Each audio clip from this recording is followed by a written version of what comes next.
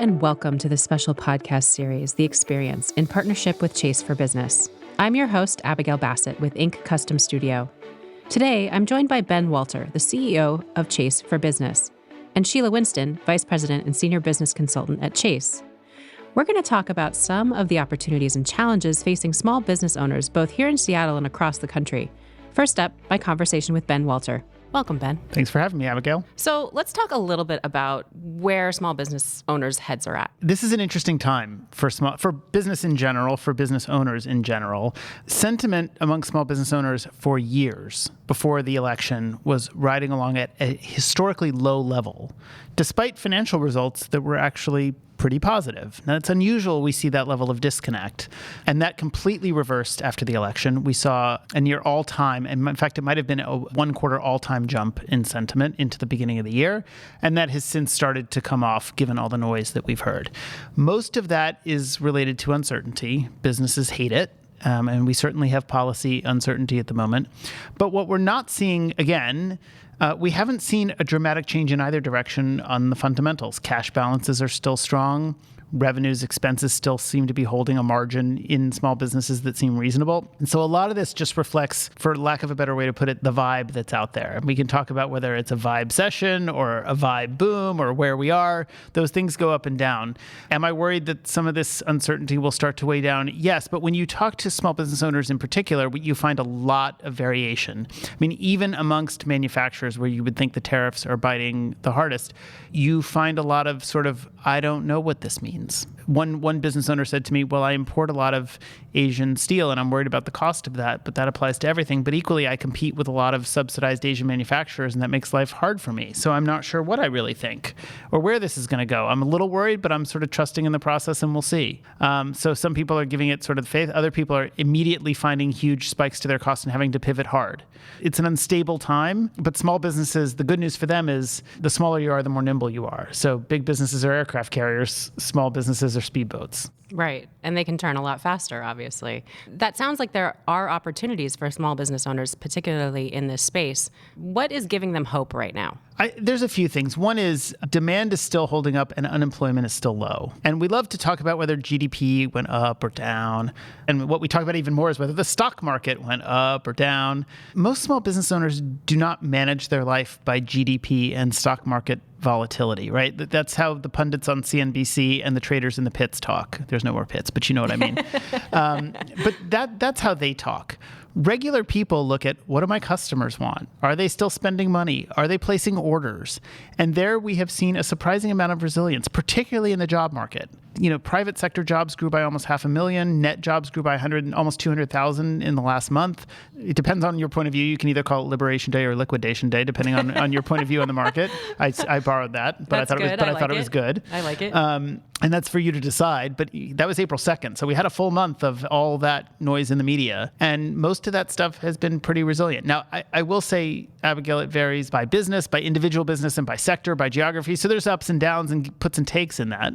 But overall, both demand and employment have been pretty resilient. In fact, if anything, there's been some demand pull forward as people try to get ahead of the tariffs. Well, and that's the thing. I mean, a lot of consumers are stocking up. A lot of people in small business are thinking about, okay, where is my supply chain going to be constrained? What do I have to rethink in terms of sourcing, here in the States? Is there an opportunity for companies specifically here in Seattle, specifically here in the US, that maybe we didn't have previously? The big one is that if we are going to have reshoring at a high rate. And there's a whole bunch of arguments about whether that will or won't happen. I get that.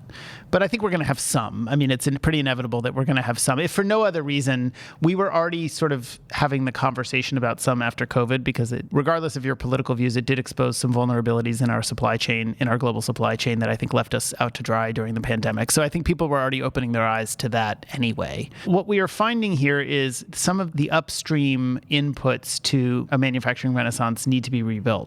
So it's not just that we don't have someone who can, I'll pick something random, make screws or make It's that we don't have people who can make the machining tools that make screws. And so I think there's going to be a lot of upstream opportunity for small businesses to be involved in a renaissance of building the things that make the things that make the things that we consume, right? You have to go all the way back upstream. And we've done that. We've done a good job of that in energy.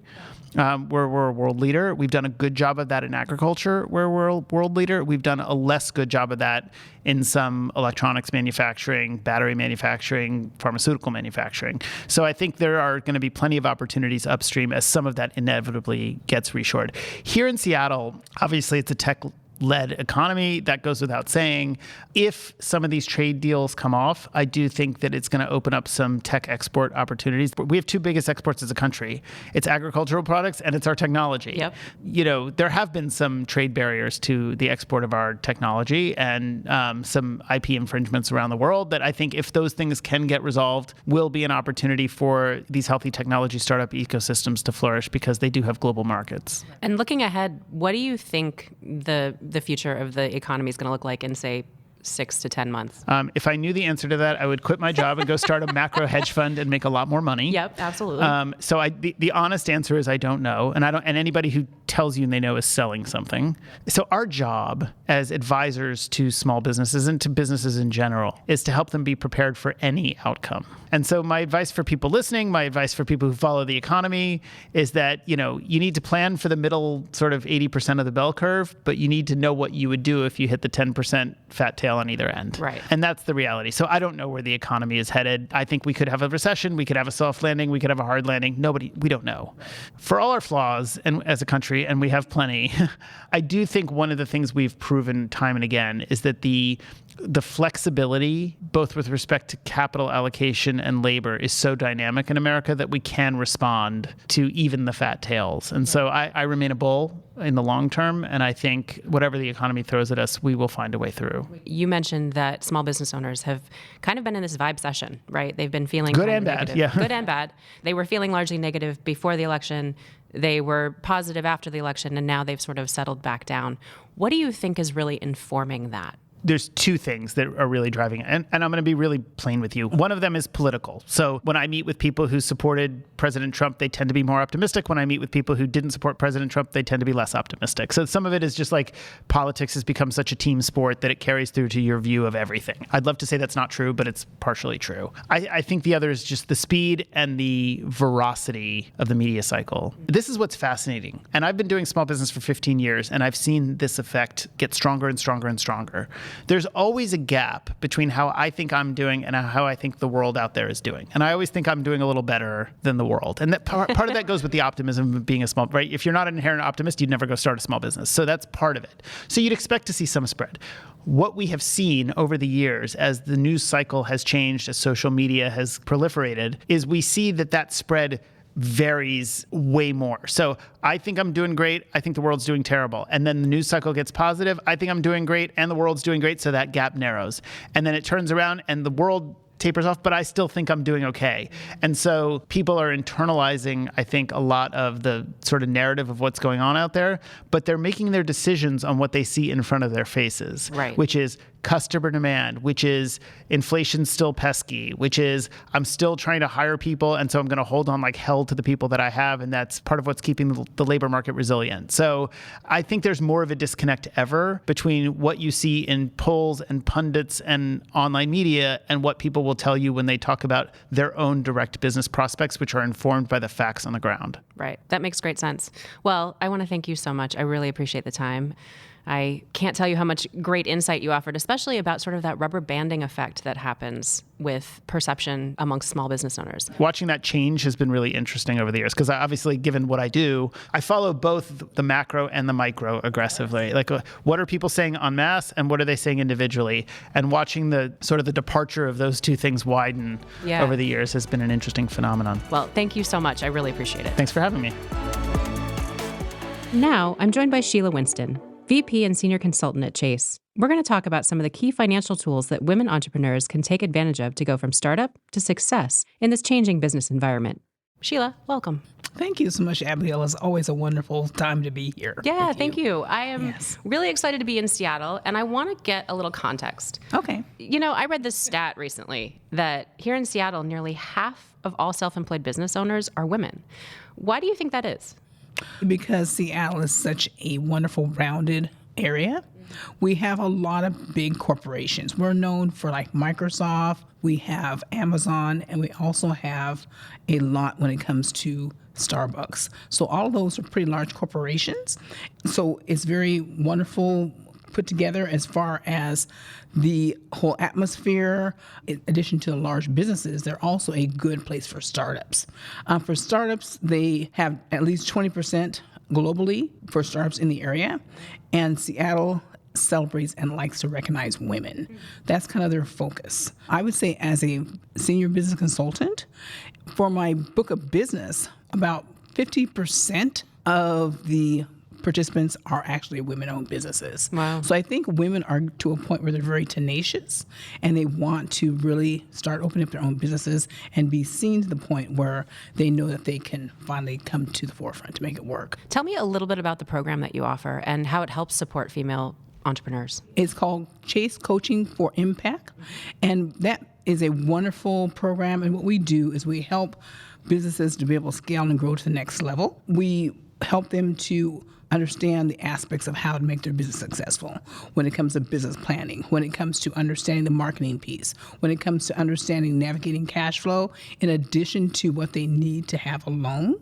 So there's a lot of different aspects that we give them as far as guidance and foundations, because what we find is that a lot of times businesses, even though they've been in existence, don't have the basic fundamentals. So when they come to a point in their business where it's a little bit different, they don't know what to do. Like, for example, a couple of years ago, we all know we had the pandemic. Right. And in the pandemic, they had to restructure their business and they had to kind of think some things through. So the Coaching for Impact really helps them to have that guidance to be able to sustain in case something happens in the area that is unforeseen. Right. And so it's really a tool that they can use to be able to ensure that they are weathering good times and bad. Absolutely. Yes, it's guidance, because a lot of times business owners feel like they're out there by themselves and they don't have the proper knowledge or tools to sustain the business. So unfortunately, some of them get frustrated, they give up, and after 2 years, they kind of get to a point where they're kind of flatline. They don't know what to do as far as moving forward.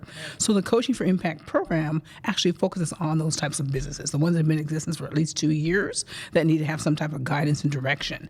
And Abigail, what I find is that in coaching with these different participants in the program, giving them hope, helping them to see things from a different lens is very, very successful, because it's one of those things where, again, they don't feel like they're by themselves, and having a sounding board and have strategy meetings is very, very important to be able to sustain. You work with a lot of women in this space, right, through this program. What do you find that women entrepreneurs sort of struggle with when it comes to starting their own small business? What are some common things that they might not actually know about starting their own business? Well, a lot of times I think women-owned businesses, they need to have the understanding of what is going to take to properly run the business. They have to understand the basic principles and fundamentals and have the knowledge to be able to grow, and also confidence, right? A lot of times I think they lack the confidence they need to be able to move forward, so they don't always have a lot of esteem. So I would definitely say that's one of the things. But also, in addition, they have maybe gender biases that they've had to overcome, of different things that they've tried to overcome and feel like they are kind of challenged because they're not able to move forward. Is there a distinct difference between a female entrepreneur and a male entrepreneur in terms of like how they approach business, or the confidence you mentioned, right? Mm-hmm. It seems like men may be a little bit more confident going into business and thinking, I can make it, I can do it myself, I'm bootstrapping it, whereas women tend to approach something from a perspective of, I need to know more information about this before I jump in. Right. Have you seen that in your experience? I definitely have seen that in the experience. And to be honest with you, from that standpoint, I kind of like really mentoring women because they do want to know what it's going to take for them to be successful. They are very much more tuned into the program. They will ask more questions. They'll make sure that they can do the homework assignments. Not to say that the men won't. The men will also do it, but they do it from more of a confident lens, like you just shared.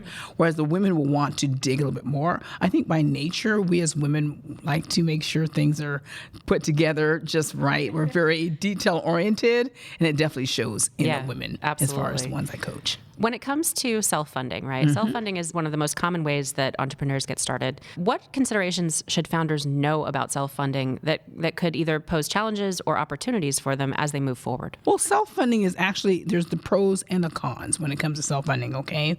So self-funding means that you're going to fund the business entirely by yourself. So in doing that, that will help you to be able to have more control over the business and not be in debt. That's the thing that's really, really nice. The con, though, the negative is by you self-funding is you don't have additional resources. Everything's on you. So it's a situation where the business may take longer to grow because it's self-funded versus if they were to get a loan or a line of credit. Right. One of the things I will say, if you're going to self-fund the business, make sure you know the fundamentals. Start putting money aside for savings, and also start building your credit, because those are two tools that you're going to need to be able to move forward in your business. As your business grows, you're going to want to create different things with credit in order for your business to get to the next level. So starting on that early, which oftentimes will be what the bank looks at initially, since you don't have any business credit established, is very key and important. Do you have a rule of thumb for how much people should kind of keep to the side to save when you're self-funding, or does it depend on the business? I think it depends on the business. Reason why I say that, because the rule of thumb, and answer your question, would be probably at least 30 to 60 days worth of putting money aside. However, certain businesses may not have that type of money to put aside, but even if you have at least 2 to 3 weeks. The reason why I say that is because they took a survey, and as far as the pandemic, and we call it cash buffer days. And cash buffer days actually is what is needed to sustain the business if something was to happen that's unforeseen. Well, the pandemic was unforeseen. And when they did the survey, they found out that businesses did not even have 2 weeks of cash buffer days. So they were that close to sort of the edge. Yes, that's exactly right. And that's why you had a lot of businesses that closed, a lot of businesses that had to furlough their employees, a lot of businesses that had to have the PPP loans, so on and so forth. So having that extra, whatever you can put aside, is very, very key, because it will help if anything was to happen. Have you seen that change following the pandemic? Like, did we learn our lessons as entrepreneurs to save more money, or is that something that we sort of already forgotten? I would say in the beginning, there was a lot of people focused on that. But over time, I think like anything else, people kind of get comfortable. In the Coaching for Impact program, that's one of the things I do emphasize and make sure that we do have those cash buffer days set aside. Yeah, because absolutely. they really help to sustain. Well, and given the uncertainty that we're facing in the economy right now, sort of nobody knows what's going to happen tomorrow, let alone 6 months from now. Agreed. Do you think that entrepreneurs, especially women entrepreneurs, should have a larger buffer at all? Or is that still a good 30 to 60 day? I think the statistics are the same, because I will say this much. Women businesses, a lot of times, because they are so detailed, will have that money put aside. But as far as them not putting it aside, I don't see that as much. I think, again, because they're so much more detail oriented, they will put the money aside. And how should women entrepreneurs think about repaying themselves if they are self-funding, if they are thinking about how to have this cushion, how to build their business? What about that consideration of like, I've loaned myself this money to start this business. How do I recoup that? It's very important, Abigail, for the women to recoup their money, because a lot of times they're putting a lot of money out and they don't necessarily get it back, or they don't see it come back. So they can do it in the form of maybe taking a draw, or possibly if they loan the business money, they can even put a loan if they pay themselves back from the business when they make the revenues. Oh, wow. That's two ways they can pay themselves back. But as far as the different types of entities, what I really recommend is that they get together with their CPA and ask their advice on how the best way would be for them to get paid back. Because, again, it's one of those things where you want to do it correctly and you want to make sure that it is in line for tax purposes as well. Right. And you mentioned that one of the things that particularly female entrepreneurs or women entrepreneurs don't consider is building that business credit. How important is that? Business credit is huge. That's all I can say. I'm a firm believer in business credit. Oh my goodness. The reason why I say that is because there's so many businesses that don't think they're going to ever need to use credit, but then when they do need to use credit, they don't have the things in place. And so getting that credit initially done as far as you working on it is very, very key. I believe that all business owners should at least hopefully be able to get a business credit card. It's the easiest vehicle to get. It's just going to be based on your personal credit oftentimes, and it's a good way to start building that business credit because, when you go for that larger vehicle, as far as a larger line of credit or either a loan, having that credit card will be able to have the lender look at the history to make sure that you're paying them on time and that you have, good habits when it comes to lending. And is that same length of time, that 2 years of business banking credit, appropriate? If you were, say, going to go for a line of credit or go for a larger loan, do you guys like to see 2 years of a business credit card? Well, to be honest with you, oftentimes businesses, when they first start, they can actually apply for that credit card if they got good credit because it's based at that time more on their debt ratios and their personal credit. After they are in business for a couple of years, that's when we're going to look at more of the line of credit or a loan because, again, that history has already been built. Mm-hmm. But you can sometimes get that credit card sooner if you've got strong credit. And it's sort of a dynamic between strong credit, having a strong relationship with a business banker. Let's talk a little bit about that relationship and why it matters so much, especially for women entrepreneurs looking to start their business or looking to grow their business even. Yes, absolutely. Well, first of all, I will say this. Business bankers, we're here to help. Having a business banker is very, very key. Chase has over 7 million businesses that we actually have in our portfolio, if not more. We recommend that they are with some type of either a consultant or business banker. Reason why, as I shared, we're here to help guide them and help to manage their different types of situations.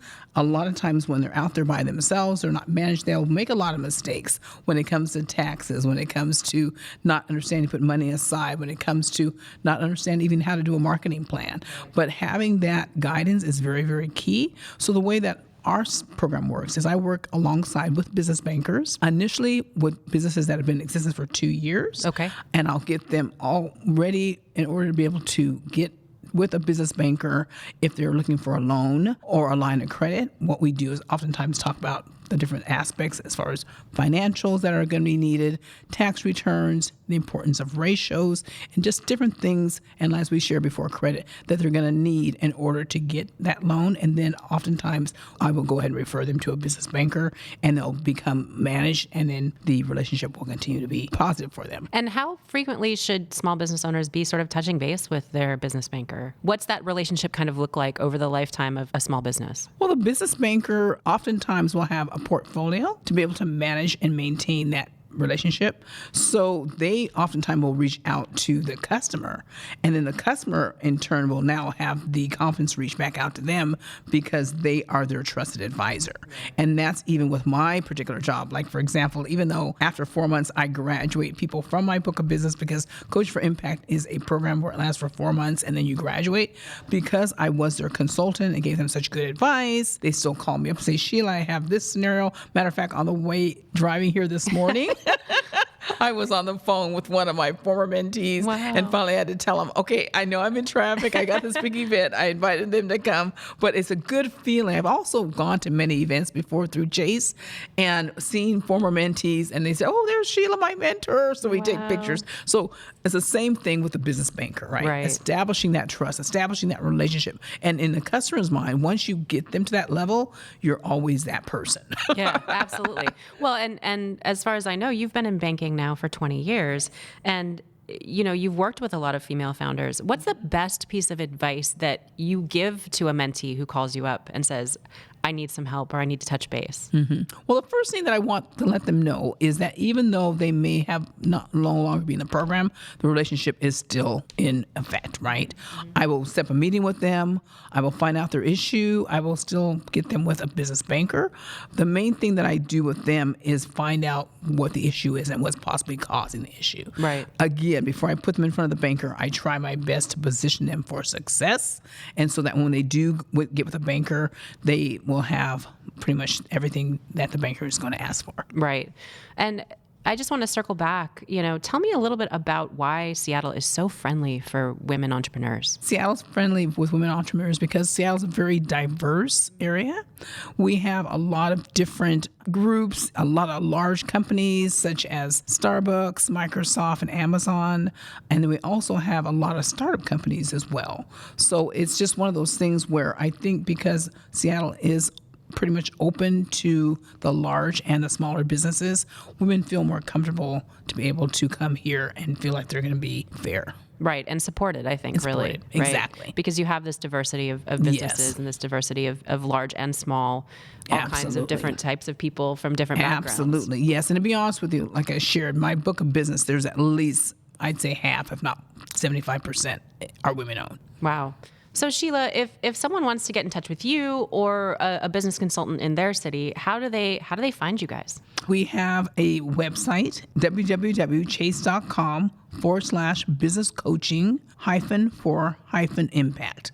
And I'll be on the website, and there's other senior business consultants that are in a lot of cities. So if you look at the Seattle, you see myself and also my partner, Walter Acuna.